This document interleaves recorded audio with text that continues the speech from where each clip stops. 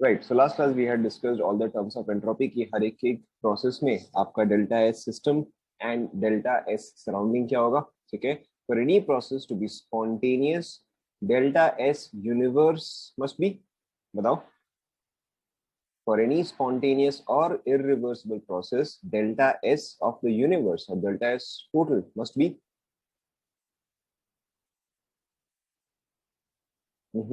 for any irreversible process or any spontaneous process delta s universe would be, revise करना होता है भाई, शाबाश। For any spontaneous process delta S of the universe is greater than zero. ठीक है, आप लोग को रिवाइज करना जरूरी है।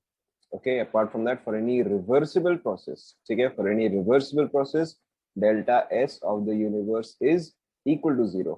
तो for any random process अगर आपको नहीं दिया गया है कि वो reversible है या irreversible है, for any random process delta s of the universe is always greater than or equal to zero। this is your second law of thermodynamics कि the entropy of an isolated system always increases। ठीक है, इसके अलावा हमने discuss किया था कि जब भी आप सिस्टम के लिए डेल्टा एस निकालते हो, ठीक है, जब भी आप सिस्टम के लिए डेल्टा एस निकालते हो, चाहे सिस्टम जो है वो रिवर्सिबल प्रोसेस के थ्रू जाए या इरिवर्सिबल प्रोसेस के थ्रू जाए, आप हमेशा यहाँ पे क्या लिखोगे बताओ, करेक्ट, आप हमेशा यहाँ पे लिखोगे क्यू रिवर्सिबल बाय टी। ठीक है, irrespective of whether the system is going by reversible or irreversible।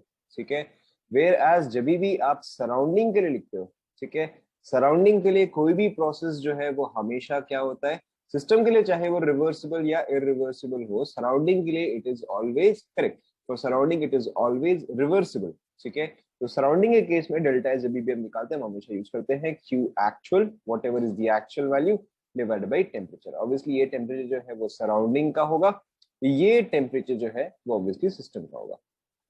यहां तक सभी को ध्यान में आ रहा है? यहाँ तक सभी को ध्यान में आ रहा है? ठीक है। Now apart from that we have also discussed कि for a spontaneous process के लिए आपका डेल्टा एस जो है वो ग्रेटर देन जीरो होना चाहिए, डेल्टा एस यूनिवर्स और डेल्टा एस टोटल। तो स्पॉन्टेनियस प्रोसेस वो होता है जो कि अपने आप होगा। ठीक है, नॉन स्पॉन्टेनियस प्रोसेस वो होता है जो कि अपने आप नहीं होगा। ठीक है, for which you require extra amount of energy. ठीक है, spontaneous and non spontaneous, non spontaneous का मतलब इम्पॉसिबल नहीं होता है, नॉन स्पॉन्टेनियस का मतलब होता है जो कि अपने आप नहीं होगा। Okay, now moving on we have to discuss a very important concept. I hope यहाँ तक आप सभी को क्लियर है, यहाँ तक आप सभी ने रिवाइज कर लिया है। Yes, no? Yes? Okay. So now we'll move ahead. We have to discuss a very important concept. We have to discuss a very important concept called as the Carnot cycle. ठीक है, but हो सकता है शायद आप ये already physics में complete कर चुके हो। कर चुके हो क्या? नहीं? चलो ठीक है। Okay. So today we are going to discuss a very important concept called as Carnot cycle. Now Carnot cycle क्या होता है? ठीक है, Carnot cycle the most it is the most efficient way, it is the most efficient way in which a system can do work। ठीक है, Carnot cycle क्या होता है? Carnot cycle is the most efficient way in which a system can do work. ठीक है, कई बार आप ऐसे पढ़ोगे कि कार्नोट इंजन, ठीक है, और maybe sometimes you might read it as a heat engine. ठीक है, इसका मतलब यही होता है कि अ कार्नोट इंजन, ठीक है, और अ हीट इंजन और any machine undergoing the Carnot cycle. ठीक है, या तो आपको कार्नोट साइकिल दिया रहेगा मतलब मोस्ट एफिशिएंट मेथड, या आपको कार्नोट इंजन दिया रहेगा which is the most efficient engine. ठीक है, या any heat engine, this is always the most efficient engine. ठीक है, पहले आप ये लिख लो, द मोस्ट एफिशिएंट इंजन, लिख लो पहले यहां तक।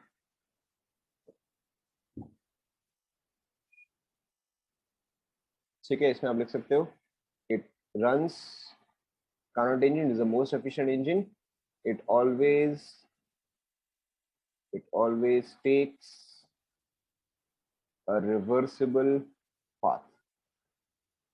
ठीक है, क्योंकि अगर आपको याद है तो हमने एक डायग्राम ड्रॉ किया था कि अगर आप इरिवर्सिबल, सपोज करो आप पॉइंट यहाँ पे हो एंड आपको यहाँ तक पहुंचना है, अगर आप एक स्टेप में इरिवर्सिबल करते हो तो वो इस तरह से जाता है, तो work operand is only so much. अगर आप दो स्टेप में जाते हो, ठीक है, अगर आप दो स्टेप में जाते हो तो वो इस तरह से जाता है, work operand is this much. ठीक है, आपका मैक्सिमम एफिशिएंसी किस कंडीशन में आता है? मैक्सिमम एफिशिएंसी आपका रिवर्सिबल कंडीशन में आता है, ध्यान में आ रहा है? ठीक है, so which is why Carnot engine जो है वो हमेशा एक रिवर्सिबल साइकिल में ही मूव करता है।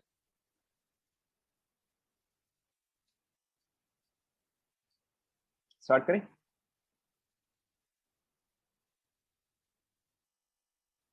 स्टार्ट करें, यहां तक लिख लिया आप सभी ने? Okay, so now comes the important part. Now एक कार्नोट साइकिल या एक कार्नोट इंजन किस तरह से फंक्शन करता है? ठीक है, कार्नोट इंजन के केस में जब भी आप पीवी कर्व बनाते हो, ठीक है, ध्यान दो,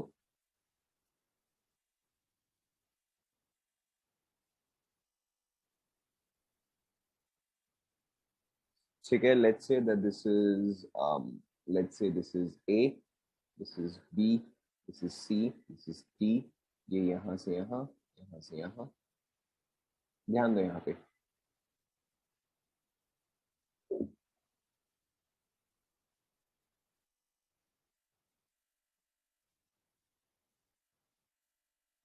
ठीक है।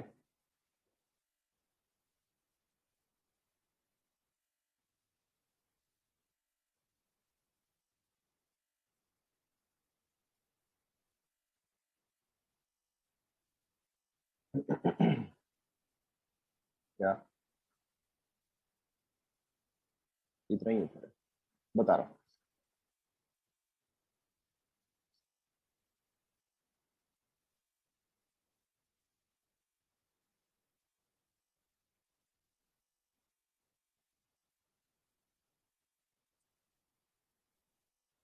ठीक है, यहाँ तक पहले आप लोगों ने ड्रॉ कर लिया गया।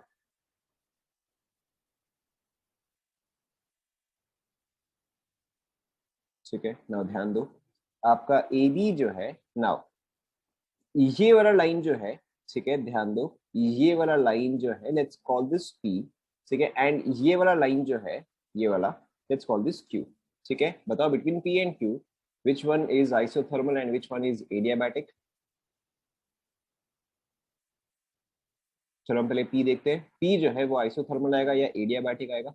It's very simple, between P and Q आपको दिख रहा है कि किसका स्लोप जो है वो स्टीपर है। ठीक है, ऑब्वियसली यहाँ पे क्यू का स्लोप जो है वो स्टीपर है। ठीक है, सो क्यू जो है वो आपका एडियाबैटिक आएगा एंड पी जो है वो आपका आइसोथर्मल आएगा। Yes no? ठीक है, सो आपका ए बी जो है, all of the process are reversible. ठीक है, all of these processes are reversible. आपका ए बी जो है that is your isothermal expansion. ठीक है, बी सी जो है वो आपका है एडियाबैटिक एक्सपेंशन। ठीक है, सी डी जो है, तो फिर बताओ सी डी क्या आ जाएगा? सी डी जो है वो आपका आ जाएगा आइसोथर्मल कंप्रेशन।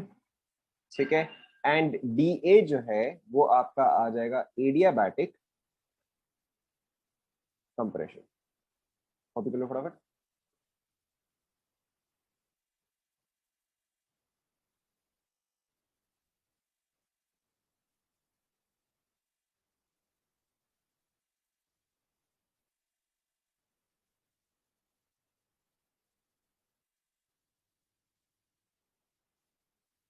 ठीक है, इसके अलावा देखो, अगर ए पे इस गैस का स्टेट जो है, लेट्स से अगर ए पे इस गैस का स्टेट जो है P1 V1 एंड T1 है, ठीक है, ए पे गैस का स्टेट जो है that is P1 V1 and T1, तो बी पे बताओ क्या चीज सेम होगा? बी पे, करेक्ट, बी पे टेम्परेचर जो है वो सेम होगा। ठीक है, ऊपर में कुछ नहीं लिखा है मेरे भाई, फटाफट लिखो। ठीक है, बी पे आपका टेम्परेचर जो है वो सेम होगा, so this will be P2 V2 but T1। ठीक है, नाउ सी पे जो है सब कुछ डिफरेंट है। ठीक है, सी पे जो है सब कुछ डिफरेंट है, it will be P3 V3 but T2, क्योंकि देखो C जो है वो आपका T2 लाइन पे एग्जिस्ट करता है, ठीक है। अब आप बताओ D पे क्या चीज सेम रहेगा, D पे क्या चीज सेम रहेगा, खुद ही देख के बताओ। करेक्ट, T2 जो है वो सेम रहेगा, तो इसमें भी P4 V4 and T2 copy कर लो। ठीक है, अभी तक मैंने कुछ भी खास डिफिकल्ट नहीं बताया है, फटाफट आप सभी कॉपी कर सकते हैं।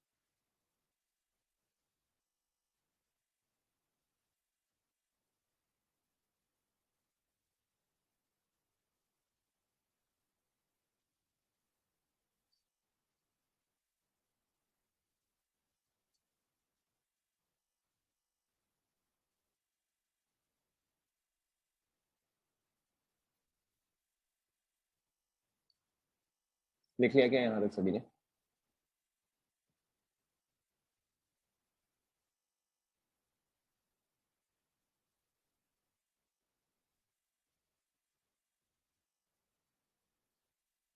नाउ ध्यान दो, ध्यान दो। सो अगर हम हर एक स्टेज के लिए लिखें, ठीक है, let's first right for stage, let's say कि यहाँ पर जो है आपने Q1 अमाउंट ऑफ हीट जो है वो इन किया, ठीक है। यहाँ पे Q2 अमाउंट ऑफ हीट जो है वो आपने आउट किया, ठीक है। Q1 इन, Q2 आउट। ओके, नाउ ध्यान दो, ध्यान दो। अगर मैं ए बी स्टेज के लिए लिखूं, ठीक है, फर्स्ट लॉ, आप हमेशा क्वेश्चन जो है या हमेशा सोल्यूशन जो है वो फर्स्ट लॉ से ही स्टार्ट करते हो, ओके। सो अगर मैं ए बी के लिए लिखूं, तो ए बी के लिए जो मेरा फर्स्ट लॉ है delta U is equal to Q plus W, ठीक है। तो बताओ मेरा यहाँ पे किस चीज का वैल्यू फिक्स्ड है, ठीक है। ऑब्वियसली यू का वैल्यू जो है फिक्स्ड है, दैट दिस इज जीरो, ठीक है। ये टर्म जो है ये आपका जीरो आ जाएगा। सो मेरा देखो यहाँ पे क्या एक्सप्रेशन आया कि Q is equal to minus W, ठीक है। और basically very simply Q1 is equal to minus W, ठीक है। इस चीज को हम आगे यूज करेंगे, ओके, कॉपी कर लो। देन आप सेम चीज for B C C D आप लिखो,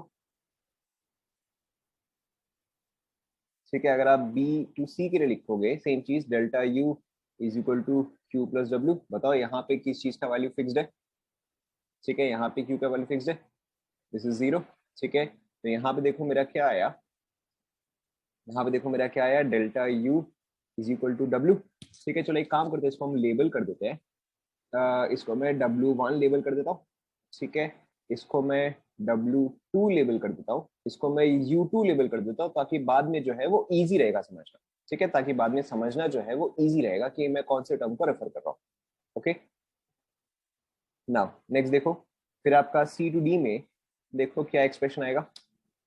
फिर देखो आपका C to D में क्या एक्सप्रेशन आएगा, delta U is equal to Q plus W. यहाँ पे अगेन इस चीज का वैल्यू जो है वो आपका फिक्स्ड है, ठीक है ना। यहाँ पे आप एक चीज सिर्फ ध्यान में रखो, यहाँ पे आप एक चीज सिर्फ ध्यान में रखो, यहाँ पे मैंने Q2 जो है वो मैंने ऑलरेडी हीट आउट दे दिया है, ठीक है। यहाँ पे Q2 जो है वो मैंने ऑलरेडी हीट आउट दे दिया है, ठीक है। तो यानी कि यहाँ पे क्या आ जाएगा, माइनस साइन आ जाएगा, ठीक है। तो zero is equal to minus Q2, ठीक है, प्लस डब्ल्यू आ जाएगा, ओके। इसको मैं W3 बोल देता हूँ, ठीक है।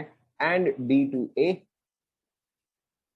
एंड D2A देखो सेम चीज आपका delta U is equal to Q plus W, ठीक है। क्यू वाला पोर्शन जो है वो जीरो हुआ, इसको मैं फोर एंड इसको मैं फोर दे देता हूँ। फटाफट यहाँ तक आप लोग कॉपी कर लो।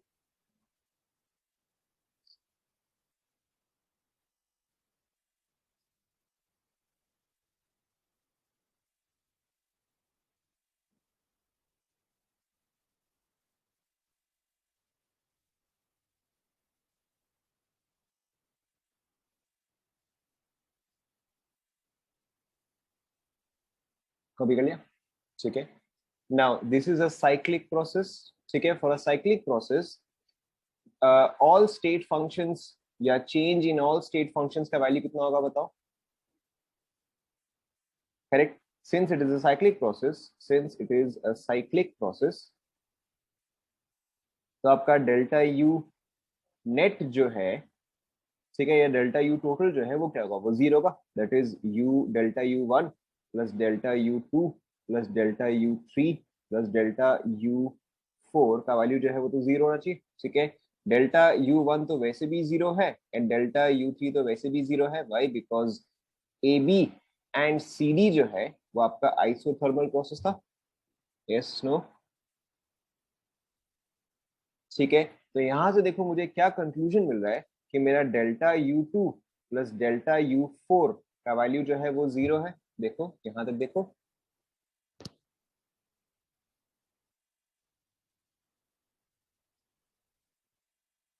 ठीक है। Now U2 U2 was equal to W2, ठीक है।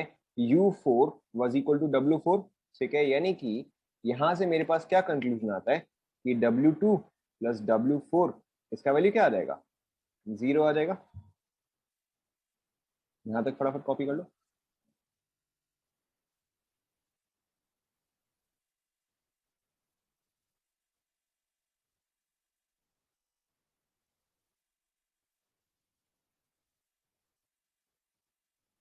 कॉपी कर लिया?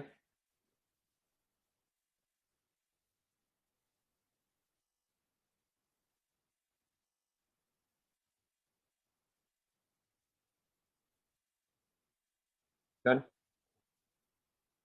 ओके, नाउ ध्यान दो। Now work is a path function, ठीक है। वर्क जो है वो तो पाथ फंक्शन है, ठीक है। यानी कि वर्क टोटल निकालने के लिए मुझे सारे एडअप करने पड़ेंगे, ठीक है। सो जो मेरा वर्क टोटल आएगा वो मेरा क्या आएगा, वो आएगा W1 plus W2 plus W3 plus W4 आएगा। Yes no?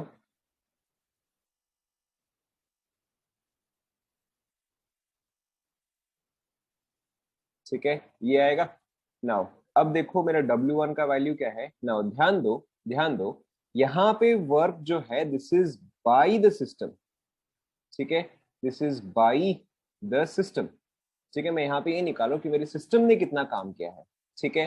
तो देखो W2 और W4 तो कैंसल आउट हो जाएगा, ठीक है। W2 और W4 तो कैंसल आउट हो गया। देखो ध्यान दो, ये आएगा, ठीक है। तो मेरा W टोटल देखो यहाँ पे क्या आएगा, W1 is equal to Q1, ठीक है। Work done by the system ही मैं निकाल रहा हूँ, ठीक है। I am trying to find out work done by the system. और ये क्या है, देखो यहाँ पर आपका क्या हो रहा था, यहाँ पे एक्सपेंशन हो रहा था, यहाँ पे कंप्रेशन हो रहा था। तो बेसिकली आपका ये दोनों वैल्यू क्या करेगा, सब्सट्रैक्ट करेगा। ये सुनो, ठीक है। यहाँ पे एक्सपेंशन हो रहा है, यहाँ पे आपका कंप्रेशन हो रहा है, तो ये क्या हो जाएगा, so this will become Q1 minus Q2। देखो ध्यान दो,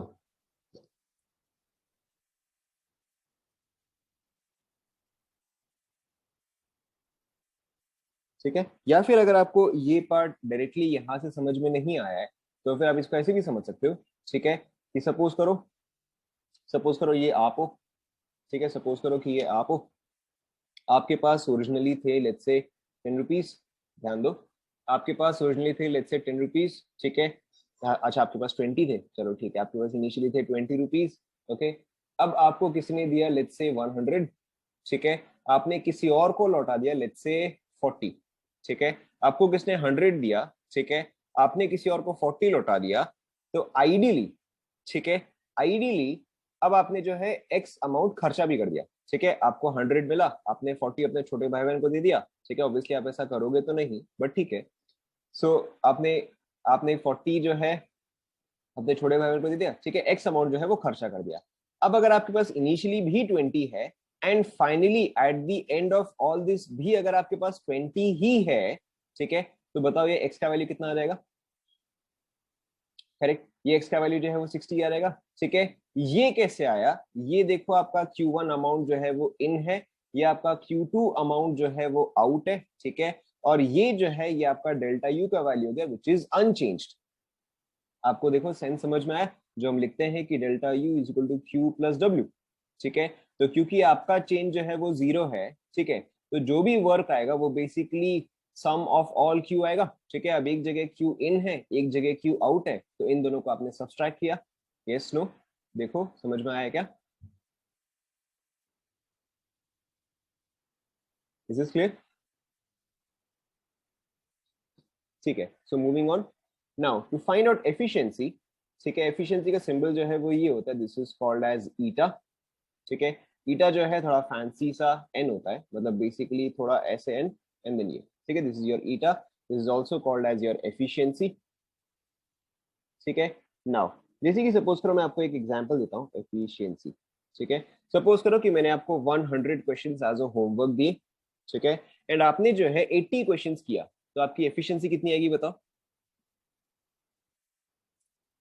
ठीक है, ये चीज आपने कैसे किया कि मैंने आपको जितना भी इनपुट दिया, ठीक है, हम यहाँ पे किस चीज का रेशियो निकाले कि आपका आउटपुट डिवाइडेड बाय मेरा इनपुट, यस नो? ठीक है ना, ध्यान दो आपका आउटपुट यहाँ पे क्या है, that will be your work total. ठीक है, आउटपुट जो है वो वर्क है, बट ध्यान दो मैंने यहाँ पे इनपुट कितना किया है, मतलब मैंने इनिशियली यहाँ पे कितना दिया है, करेक्ट? मैंने यहाँ पर जो दिया है, मैंने तो Q1 इन किया है, यस नो? ठीक है, Q1 जो है वो तो इन है, राइट? सो यहाँ पे आपका एफिशिएंसी देखो क्या आ जाएगा, एफिशिएंसी आपका आ जाएगा वर्क बाय Q1, ठीक है, क्योंकि आपका एफिशिएंसी क्या था, this is basically your output by your input, ठीक है।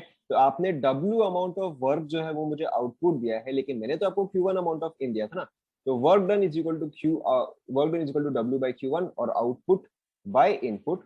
तो यहाँ पर देखो आपका W क्या है, this is your Q1 minus Q2 by Q1, ठीक है, या फिर ये देखो आपका क्या रहेगा 1 माइनस Q2 बाय Q1, ठीक है। यहाँ तक पहले फटाफट कॉपी कर लो।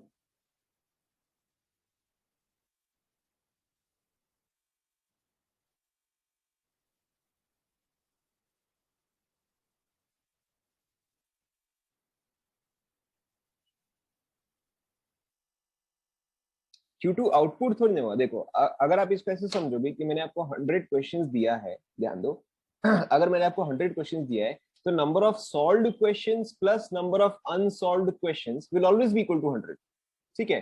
तो इससे जो है मुझे यूजफुल रिजल्ट नहीं मिल रहा, मेरा यूजफुल रिजल्ट क्या हुआ, द सॉल्व्ड पार्ट, ठीक है। So I am trying to find out what is the solved divided by the total, ठीक है, क्योंकि Q2 जो है वो तो Q1 का ही पार्ट हुआ ना, ये 40 जो है, ठीक है, ये 40 जो है वो तो इस 100 से ही आया ना,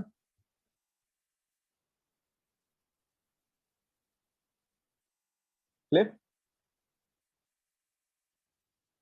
now there is one more thing, now eta is equal to 1 minus Q2 by Q1, ठीक है, बट हम इसको और भी फर्दर सिंप्लीफाई कर सकते हैं, ध्यान दो। सो Q2 जो है, Q2 जो है वो तो आपका इसमें है, Q2 देखो आपका आइसोथर्मल कॉन्ट्रैक्शन में है, आउटपुट तो यही आएगा ना। यहाँ पे देखो सेम एग्जांपल, इसलिए मैंने यहाँ पे एग्जांपल दिया था, ये अमाउंट जो है वो इन है, ये अमाउंट जो है वो आउट है, तो आप यूज कितना कर पाए, ठीक है, energy has to be conserved, if this much is in this much is out, ठीक है, एंड आपका में कोई भी चेंज नहीं हुआ, तो आपने एसेंशियली कितना यूज किया, राइट? तो वो इन माइनस आउट ही आएगा,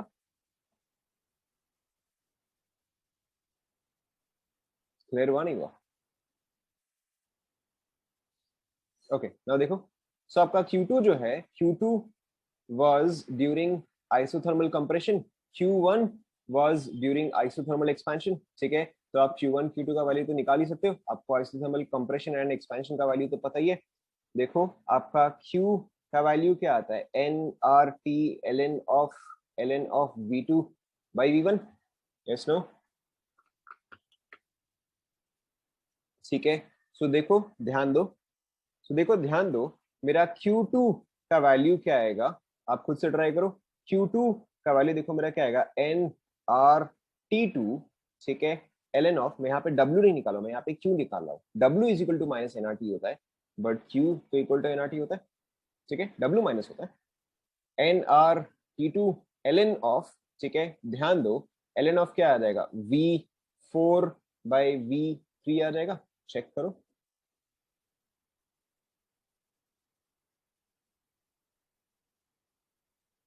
ठीक है। बट यस आपका ये पॉइंट जो है वो सही है, क्योंकि यहाँ पे हीट जो है वो आउट है, ठीक है, हीट जो है वो आउट है। मैं यहाँ पे बेस्ट काम करता हूँ, मैं यहाँ पे मॉड ले लेता हूँ, ठीक है, मैं जो है मैं यहाँ पे मॉड ले लेता हूँ ताकि मेरा पॉजिटिव हो या नेगेटिव हो। क्या क्या? नहीं नहीं नहीं नहीं, यहाँ पे मैं जनरल हीट बोल रहा था, general heat in case of isothermal process, ठीक है, फिर इन केस ऑफ आइसोथर्मल प्रोसेस, ये फाइनल, ठीक है। तो ये मेरा Q2 हुआ, इसका मुझे मॉड चाहिए, एंड मेरा Q1 क्या आएगा बताओ। अच्छा ये वाला आप खुद से बताओ। You can look at the graph that you have drawn, उससे देख के बताओ।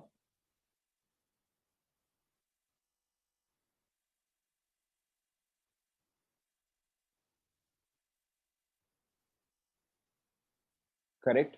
यहाँ पे मेरा आ जाएगा NRT1 ln of V2 by V1। देखो चेक करो।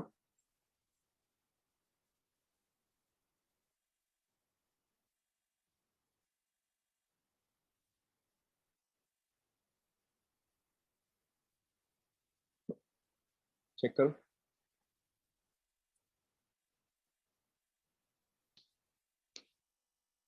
ठीक है। नाउ ध्यान दो, मैं यहाँ पे इसको ऐसे लिख रहा हूँ ताकि ये वैल्यू जो है पॉजिटिव हो जाए। नाउ ध्यान दो, N always positive, R always positive, T2 always positive. ठीक है, ये तीन टर्म तो हमेशा पॉजिटिव रहेंगे, कैसा नो? Yes no? ठीक है। नाउ अब देखो यहाँ पे दिया हुआ है ln ऑफ V4/V3। ठीक है, चलो हम वापस अपने ग्राफ पे आते हैं। ये सिर्फ समझाने के लिए है, ये ऐसा कुछ खास डिफिकल्ट नहीं है। ठीक है। नाउ आपको दिया हुआ है ln ऑफ V3/V4। ठीक है, और ln of V4/V3। This is term A, this is term B. ठीक है। Now look at the graph, this is your V3, this is your V4। आराम से देखो, कोई जल्दी नहीं है। ठीक है, between term A and term B कौन सा टर्म पॉजिटिव होगा बताओ। आराम से देखो, कोई जल्दी नहीं है।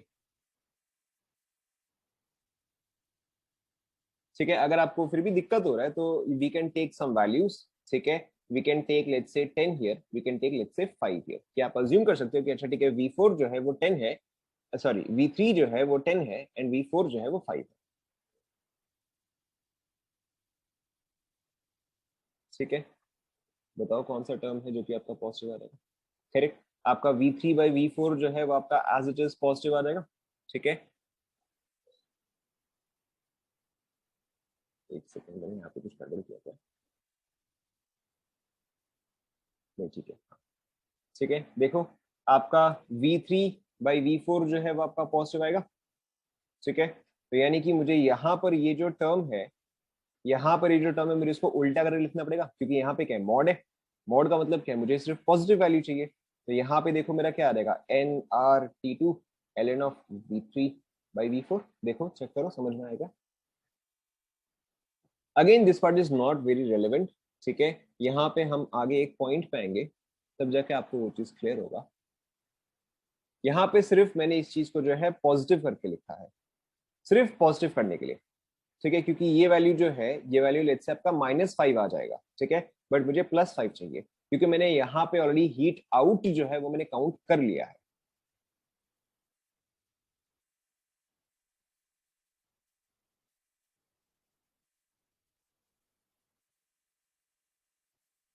ठीक है, क्योंकि हीट आउट मैंने ऑलरेडी काउंट कर लिया है। हाँ, तो मॉड इसलिए हमने यूज किया ना, मॉड इसलिए हमने यूज किया। देखो ध्यान दो, अगर सपोज करो मैं आपको बोलूं कि भाई heat out is let's say -10। ठीक है, अगर मैं आपको बोलूं कि हीट आउट इज लेट्स से, या हीट इज -10। ठीक है, तो आप क्या बोलोगे, अच्छा वो हीट आउट है। ठीक है, अब अगर आपको पता है कि उसका वैल्यू जो है वो नेगेटिव आने ही वाला है, तो अगर आप मॉड ले लोगे तो आपको हमेशा पॉजिटिव वैल्यू मिलेगा ना। तो आपको पता है अच्छा ठीक है, ये अमाउंट जो है वो हीट आउट है। ठीक है, साइन तो हमें ऑलरेडी हमने यूज कर लिया ना।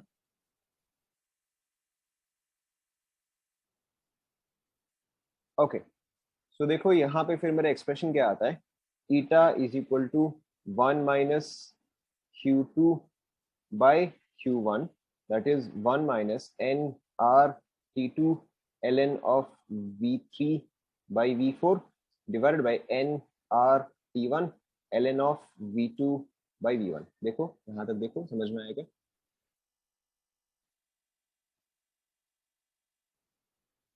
ठीक है, कॉमन टर्म को आप कैंसिल करो।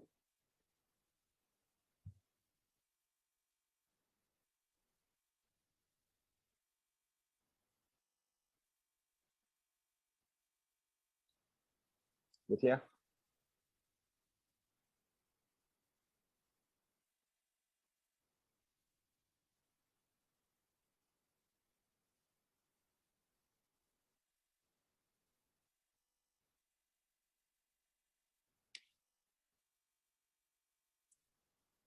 लिख लिया क्या?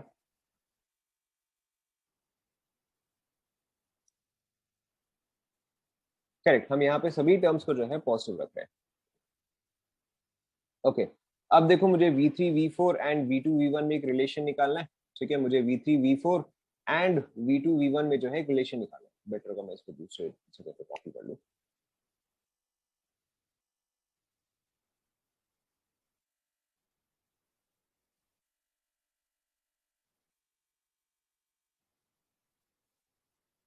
ओके, ध्यान दो। ठीक है, अभी तक मेरा क्या फॉर्मूला आया? Eta is equal to 1 - T2/T1।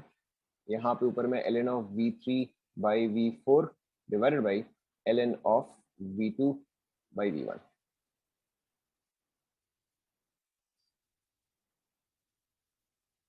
ठीक है, this is your V1, V2, V3 and V4। ठीक है, अब मैं ये Q वाला टर्म जो है वो मैं हटा दे रहा हूँ।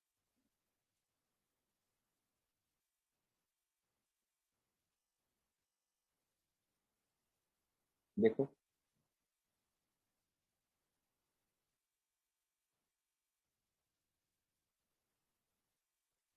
ठीक है, अब देखो अगर मुझे इन दोनों में रिलेशन निकालना है, ठीक है, अगर मुझे V3 को ऑब्वियसली मैं V2 से ही रिलेट कर सकता हूँ। ठीक है, एंड V4 को मैं V1 से रिलेट कर सकता हूँ। Yes no?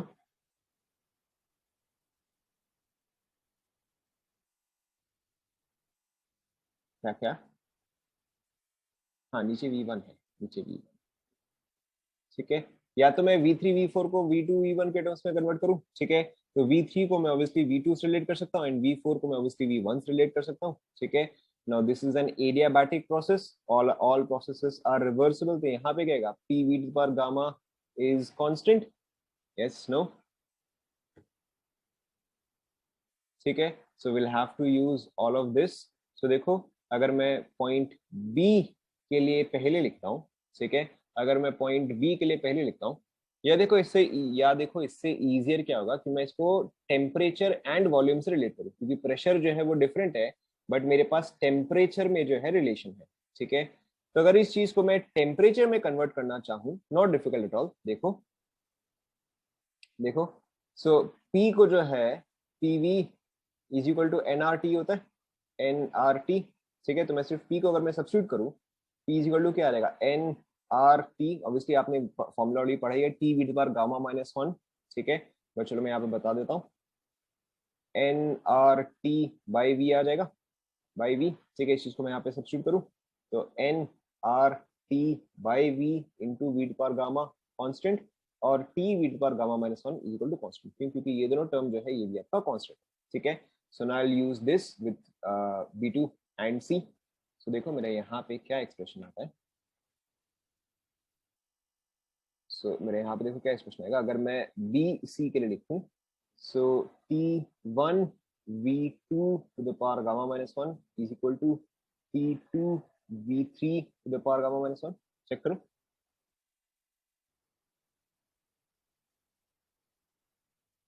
ठीक है, एंड अगर अब मैं डी ए के लिए लिखूं, ठीक है, अब अगर मैं डी ए के लिए लिखूं, डी ए, ठीक है, आप खुद से बताओ डी ए के लिए क्या आएगा। सो T2 into V4 to the power gamma minus 1 is equal to T1 into V1 to the power gamma minus 1। देखो चेक करो, आराम से चेक करो, कोई जल्दी नहीं है।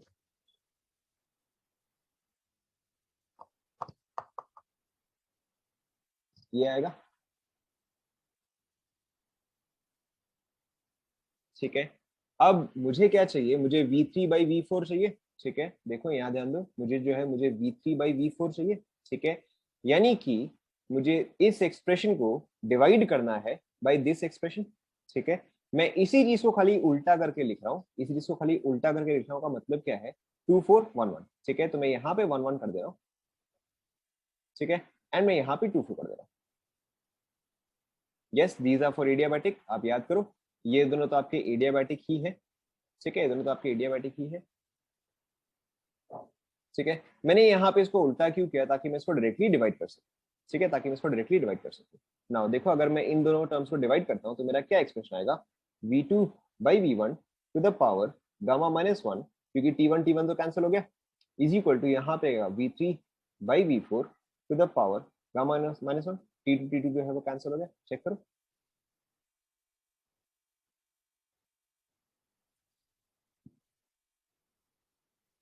ठीक है, या फिर मेरा फाइनली एक्सप्रेशन क्या आता है, v2/v1 is equal to v3/v4।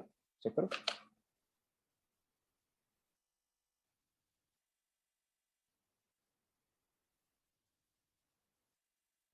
आराम से चेक करो, कोई जल्दी नहीं है।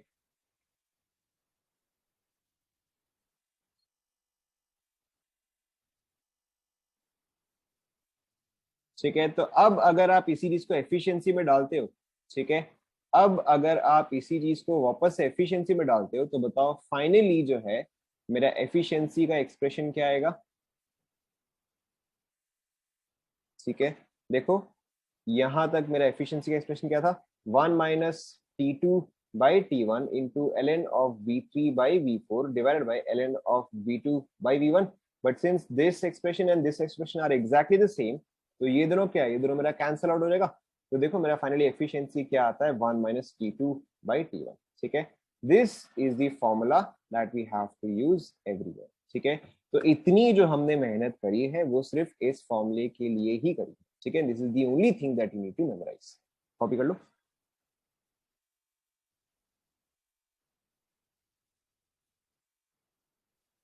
ठीक है, again so derivation was not that important, बट कई बार सीबीएसई में, नीचे में कुछ नहीं है, ठीक है, बट कई बार सीबीएसई में जो है कार्नोट साइकिल का डेरिवेशन आ ही जाता है।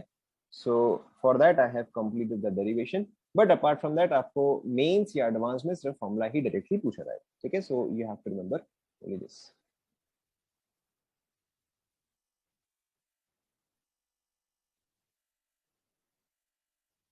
कॉपी कर लिया। ठीक है, now there are a couple of more formulas regarding this. ठीक है, तो आपका देखो एफिशिएंसी का क्या क्या फॉर्मूला होता है। सबसे पहले most important formula of efficiency is output. ठीक है, by input, this is by for the most important formula. ठीक है, या फिर वर्क बाय क्यू इन। ठीक है, क्यू इन। ठीक है, और also Q in minus Q out. ठीक है, डिवाइडेड बाई क्यू इन, लिखते जाओ आप ये सब। ठीक है, क्योंकि कई बार क्वेश्चन का लैंग्वेज जो है, आपको लैंग्वेज देख के समझना पड़ेगा कि यहाँ पे आपको कौन सा फॉर्मूला यूज करना है। ओके, और often you will see Q1 minus Q2 by Q1।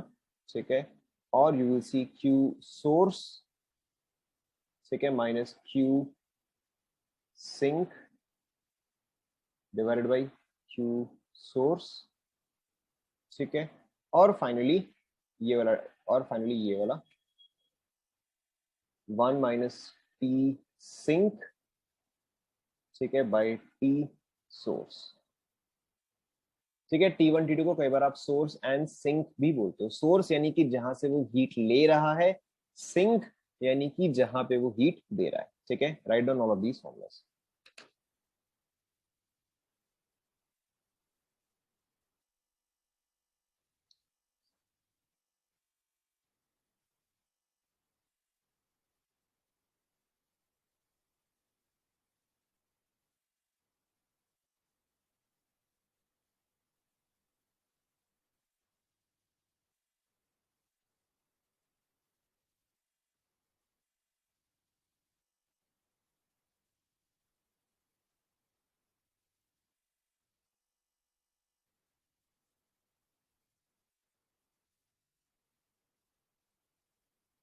देख लें यहाँ तक।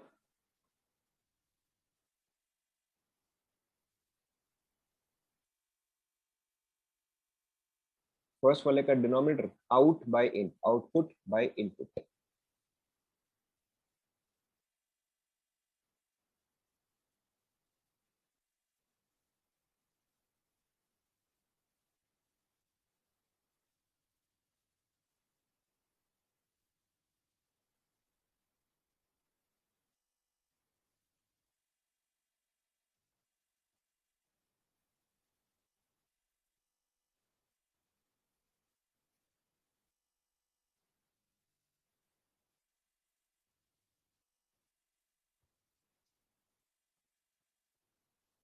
By the way, there's still some of you who have not completed the 1 minus t sink by t source. T sink by t source. Sink जो आपके kitchen में होता है, sink, ठीक है, by t source. Now, as I was saying, so some of you have still not completed the homework.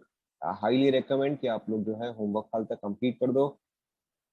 Most of you have completed it. There are only a very few people who have not yet done it. I highly recommend कि अगर आपको दिक्कत हो रहा है तो आप मुझे मैसेज करो, ठीक है, कि सर यूडेमी नहीं खुल रहा है या ये नहीं हो रहा है या वो नहीं हो रहा है. If anybody is facing issues, then you tell it to me today itself by evening. ठीक है, मैंने नवीन को जो है एक और लिंक भेजा था. You can ask him for the new link. ठीक है. So if anybody is facing issues, you tell it to me by before today evening. ठीक है. And if anybody is not facing issues and still not completing the homework, you have time until tomorrow morning. ठीक है. उसके बाद जो है I will start kicking out people from Udemy group. ठीक है, कि भाई अब आपको Udemy का जो है एक्सेस नहीं मिलेगा. If you cannot be bothered to help everyone, then you will not get any material. ठीक है, since बाकी सभी लोग जो है वो अपनी तरफ से होमवर्क कर रहे हैं, आपको भी अपनी तरफ से होमवर्क जो है वो करना चाहिए. ठीक है. in case anybody is facing issues, you tell it to me today. मैं आपका लेक्चर जो है वो मैं Google Drive पे अपलोड कर दूंगा. ठीक है, so that you can complete it. And if anybody has not completed it by tomorrow morning, ठीक है, if anybody has not completed it by tomorrow morning, I will start kicking out people from Udemy. ठीक है. किसको भी अगर issues face हो, किसको भी अगर इश्यूज हो रहा है तो you tell it to me today. I will upload those lectures on Google Drive.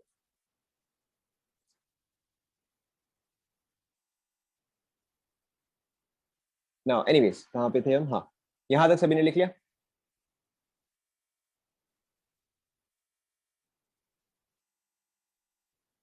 ठीक है.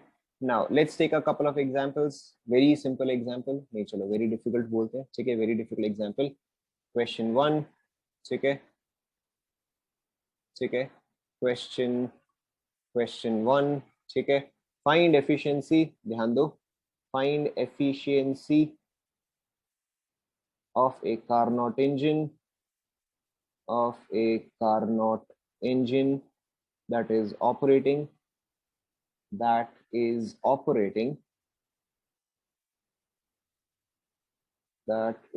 operating क्या हो रहा है इसको,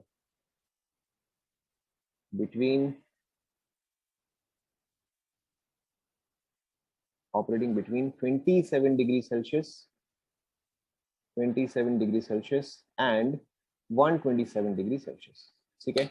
Now, अब देखो, since ये first question है, first example है and काफी simple सा ही है, I am not going to tell you anything. ठीक है, मैं इस पर्टिकुलर क्वेश्चन में आपको कुछ भी नहीं बताऊंगा कि यहाँ पे कौन सा T1 है, कौन सा T2 है. ठीक है, आप दोनों ही ट्राई करके देखो. ठीक है, try both the formulas. Eta is equal to 1 minus T2 by T1. ठीक है, आप एक बार T2 को जो है 27 रखो, एक बार T2 को जो है 127 रखो. ठीक है, दोनों ही आप रखो, आपको समझ में आ जाएगी कि कौन सा वैल्यू जो है हमेशा आपको लेना चाहिए. खुद से आप एक बार ट्राई करो.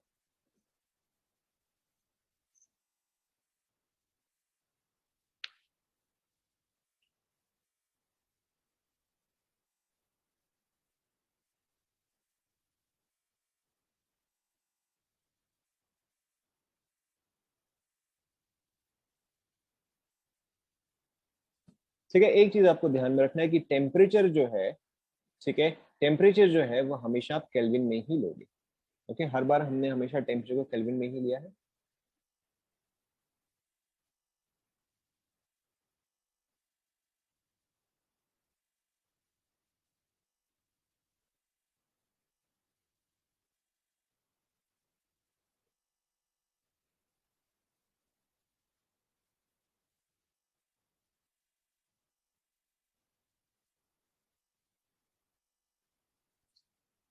ठीक है, let's check. Not difficult at all. So 27 degrees Celsius is obviously 300 Kelvin. ठीक है, 127 is obviously 400 Kelvin. ठीक है, now let's put the formula. So 1 minus T2 by T1. ठीक है, एक बार मैं क्या कर रहा हूँ कि मैं T2 को जो है मैं 300 डाल रहा हूँ. ठीक है, दूसरी बार मैं T2 को जो है 400 डालूंगा. ठीक है, so efficiency is this, which is equal to 1 minus T2 is 300. तो obviously मेरा T1 जो है वो 400 आ जाएगा. ठीक है, so यहाँ पे मेरा efficiency कितना है, 1/4 है. Okay, let's look at the other case जहां पर कि eta is equal to 1 minus T2 by T1.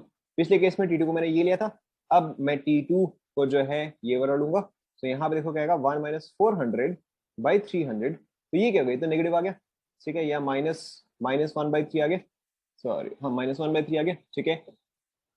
अब एफिशिएंसी ऑब्वियसली नेगेटिव तो हो नहीं सकता, ठीक है।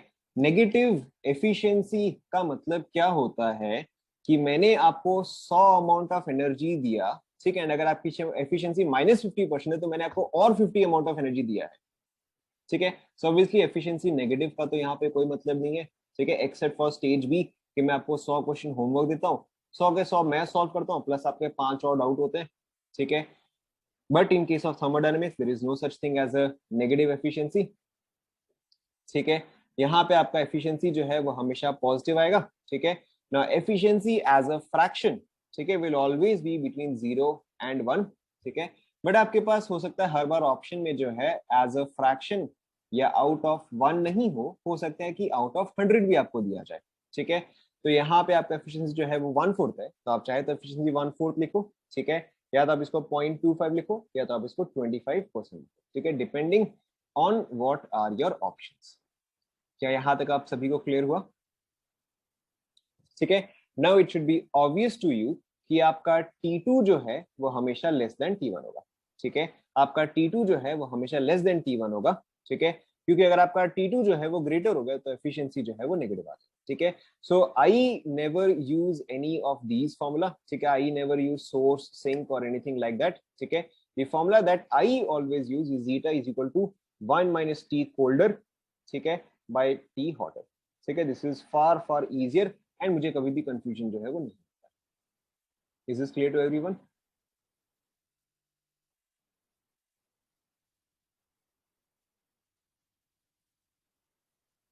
क्लियर?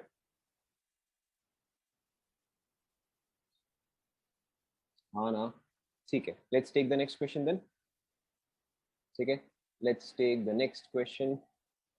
बहुत ही difficult again question, which heat which H is heat engine, ठीक है, मैं यहाँ पे एक बार तो लिख दे रहा हूँ, विच हीट इंजन, ठीक है, which heat engine is more efficient, is more efficient efficient, ठीक है, हीट इंजन 1, ठीक है, this is operating between let's say 300 kelvin से लेके 400 केल्विन के बीच में चीज ऑपरेट कर रहा है, ठीक है, और heat engine 2 which is operating between 400 kelvin to 500 kelvin, ठीक है, खुद से निकालो which one is more efficient.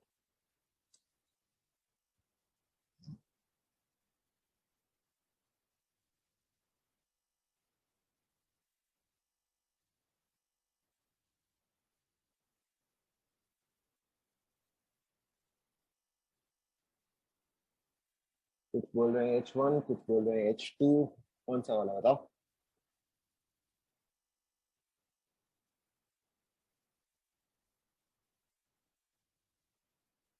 ठीक है, देखो, very difficult question, your eta is equal to 1 - T2/T1, ठीक है, मैंने आपको मेथड बताया T colder by T hotter, अब तो बिल्कुल भी दिक्कत नहीं होना चाहिए।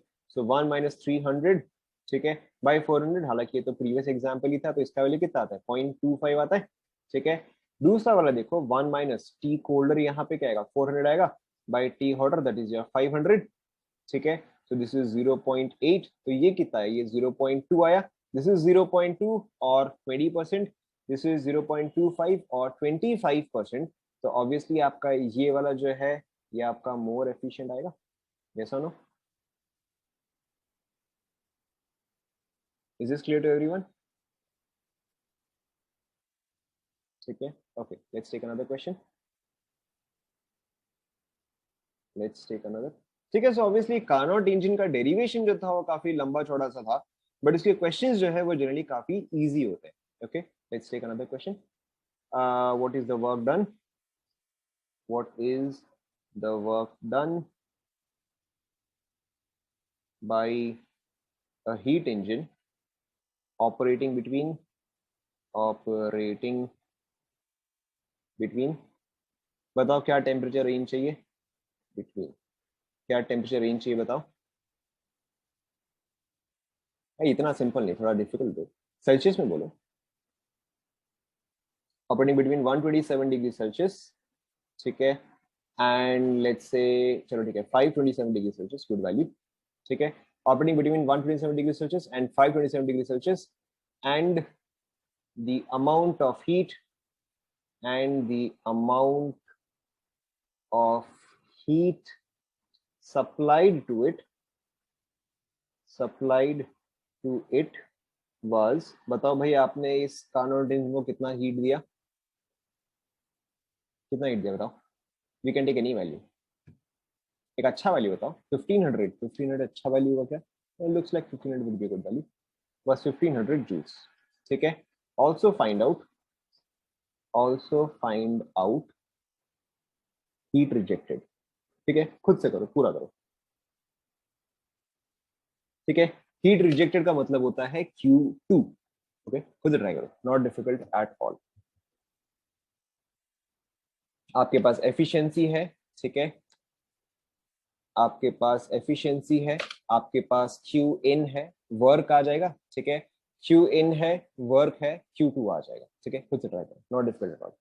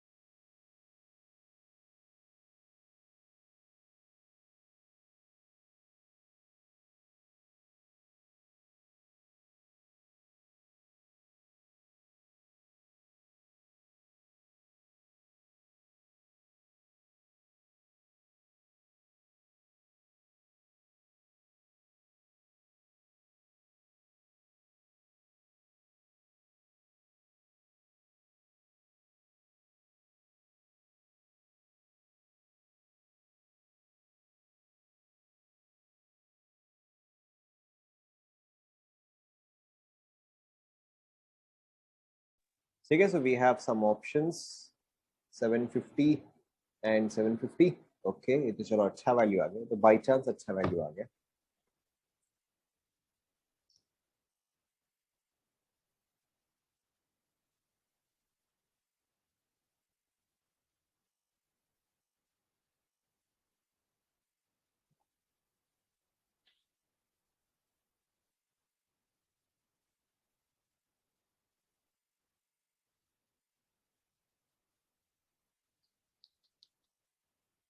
चेक करेगा, बहुत डिफिकल्ट सवाल है,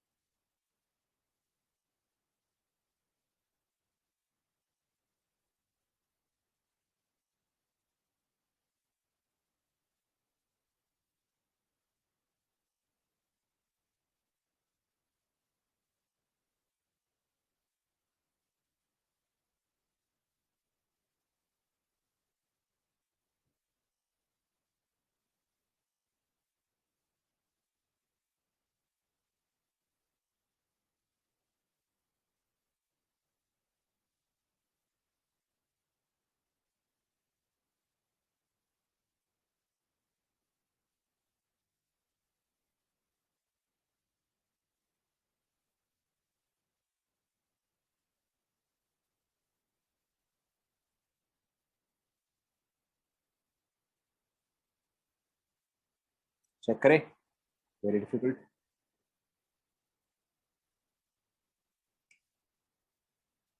हीट रिजेक्टेड मैंने आपको बताया ना, heat rejected is Q2, heat rejected is Q2, ठीक है, heat rejected is basically heat out,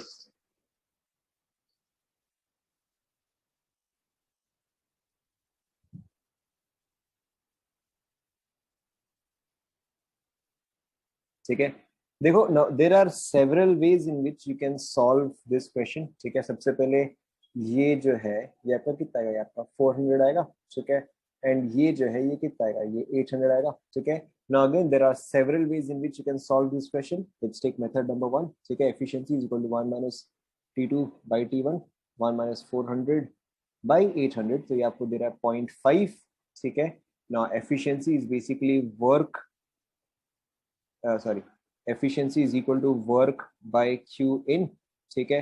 तो वर्क मुझे कैसे मिलेगा, एफिशिएंसी इनटू क्यू इन, तो 0.5 इंटू 1500, तो मेरा वर्क कितना है, वर्क जो है मेरा 750 आया, ठीक है। इसके अलावा देखो हम एक और चीज क्या लिखते हैं कि Q1 minus Q2 is equal to work, ठीक है। तो Q1 is 1500 minus Q2 is equal to work which is 750, तो Q2 भी मेरा क्या आ गया, 750 आ गया, मेथड नंबर 1, ठीक है। और of course method number 2 is, देखो एफिशिएंसी आपका क्या होता है 1 minus T2 by T1, and it was also equal to 1 minus Q2 by Q1, ठीक है। तो इसका मतलब क्या हुआ कि T2 बाई T1 जो है वो मेरा Q2 बाई Q1 होगा, यस नो,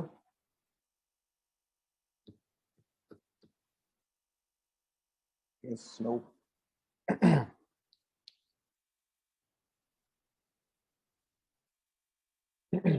तो यहाँ पे मेरे पास T2 है, T1 है, Q1 है, तो Q2 आ जाएगा, ठीक है। एंड अगर Q2 आ गया तो W क्या आ जाएगा, Q1 माइनस Q2 आ जाएगा, ठीक है। So there are several ways in which you could have solved this question. Is this clear?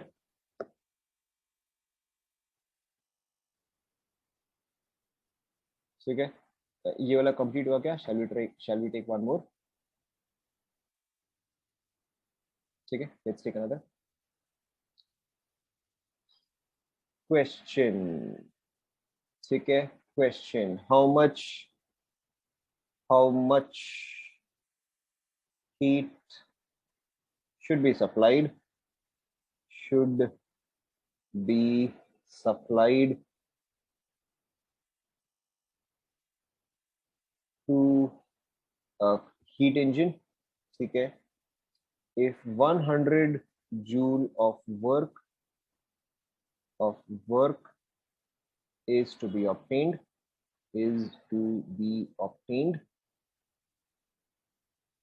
ठीक है, the heat engine, the heat source, the heat source, the heat source is at क्या temperature चाहिए बताओ, इसलिए मेरे को बोला अभी 900, the heat source is at 900 Kelvin, ठीक है, and heat sink is at 450, ज्यादा इजी हो जाएगा, 450 ज्यादा इजी हो जाएगा, is at minus 123 degree Celsius, ठीक है, ट्राई करो।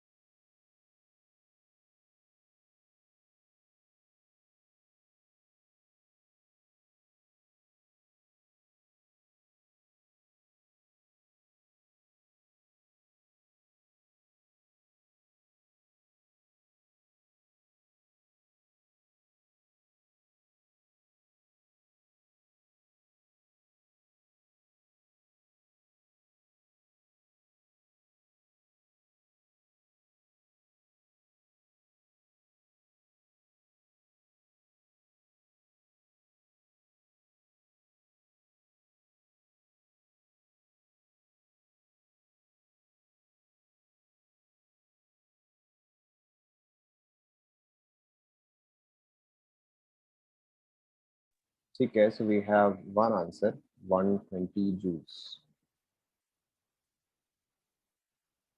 If, how much heat should be supplied to a heat engine if 100 joule of work is to be obtained, the heat source is at 900 Kelvin, at heat sink is at minus 123 degrees Celsius.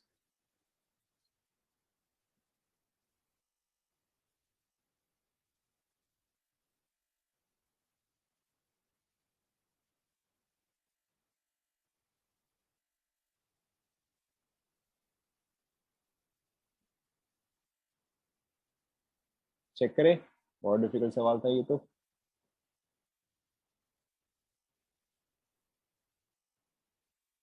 ठीक है, देखो। So now in this case, अब obviously आप चाहे तो काफी सारे steps जो है वो आप छोड़ सकते हैं। You can very quickly solve this question. देखो efficiency is equal to 1 minus T2 by T1, ठीक है। बट एफिशिएंसी से तो मुझे कुछ करना नहीं है, मुझे क्या निकालना है, मुझे तो Q निकालना है।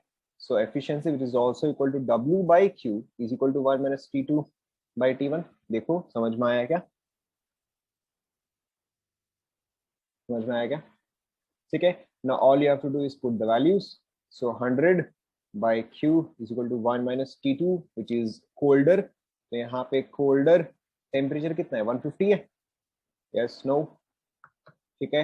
hotter कितना है, 900 है, तो ये आपका कितना हुआ, 1/6 हुआ। तो ये आपका basically 100 by Q is equal to 5/6, ठीक है। Very difficult.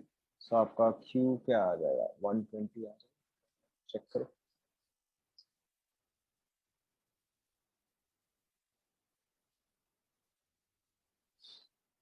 क्लियर,